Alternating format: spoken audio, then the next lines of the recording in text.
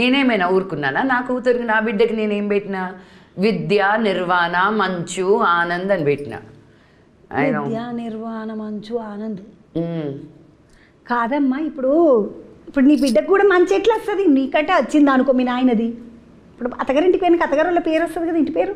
కానీ నేను కదా మరి సగం కాదు.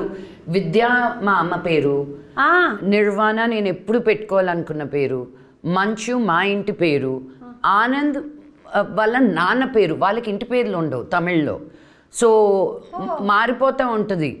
వాళ్ళ నాన్నగారి పేరేమో ఆనంద్ శ్రీనివాసన్. సో ఆయనకు కూడా అవును అవును. ఇప్పుడు తనకు వచ్చేసరికి శ్రీనివాసన్ రాదు, ఆనంద్ వస్తుంది. సో పేర్లు మారేటట్టు తను ఎక్కడి నుంచి వచ్చిందో తెలియాలి కదా. మంచు అనేది తనకు ఆ ఫ్యామిలీ నేమ్ ఉంటుందని ఇచ్చిన. సగం అయింది, సగం నాది. పాపం నీకు అత్తగారి ఇంటి పేరు కూడా లేదన్నట్టు, మీ మామది రావాలన్నట్ట.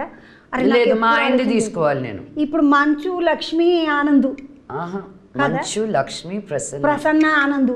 ఆనంద్ అంతా పెట్టలే నేను. ఇకేం పెట్టుకోలే. ఒకవేళ పెట్టుకోవాలనుకుంటే మంచు ఉండదు, ఆనంద్, లక్ష్మి, ప్రసన్న. యా.